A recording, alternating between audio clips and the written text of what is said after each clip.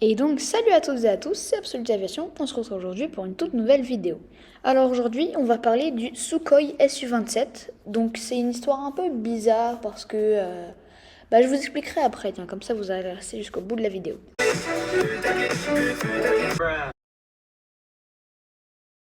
Donc le Sukhoi Su-27, en fait c'est un avion de chasse monoplace russe, oui j'ai bien dit monoplace, qui en fait maintenant appartient à l'Ukraine.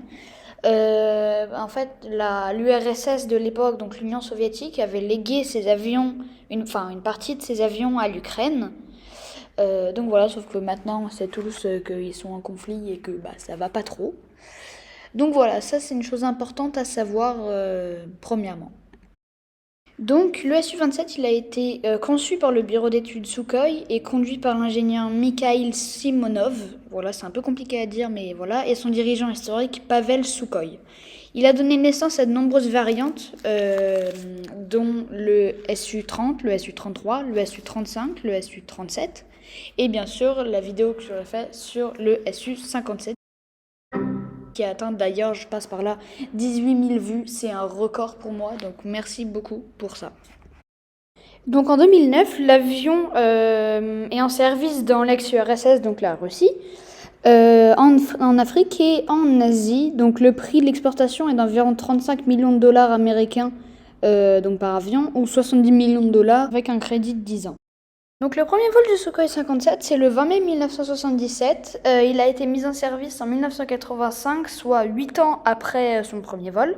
Et il est toujours en service et à mes yeux, je pense qu'il va le rester longtemps parce que je trouve que c'est un avion très performant, notamment grâce à sa figure Cobra que vous verrez en fin de vidéo. Alors pour tout ce qui est motorisation, il a deux turboréacteurs AL31F avec une poussée unitaire de 122,8 kN, ce qui est déjà très bien, je trouve. Donc pour tout ce qui est performance, il a une vitesse maximale de 2500 km/h, c'est-à-dire Mach 2,08.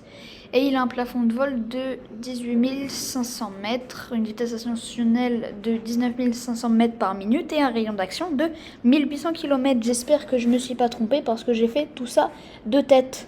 Pour tout ce qui est armement interne, il a un canon de 30 mm GSH 30 du coup, avec 150 balles, 150 projectiles, dites comme vous voulez.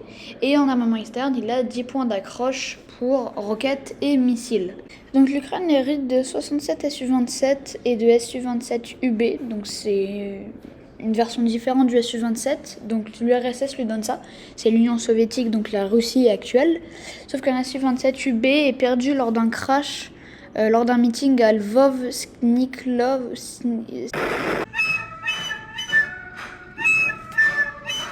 Donc maintenant, comme je vous ai dit au début de la vidéo, on va passer à la figure que l'on appelle la figure du Cobra.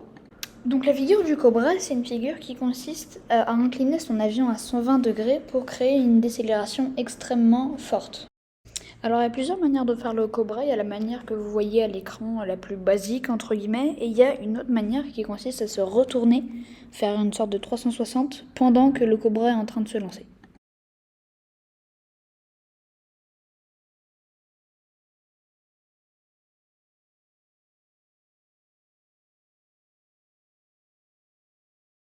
Donc maintenant voici la vue, disons, première personne de quand quelqu'un fait le Cobra. Voilà, on a presque l'impression qu'il fait du sur place.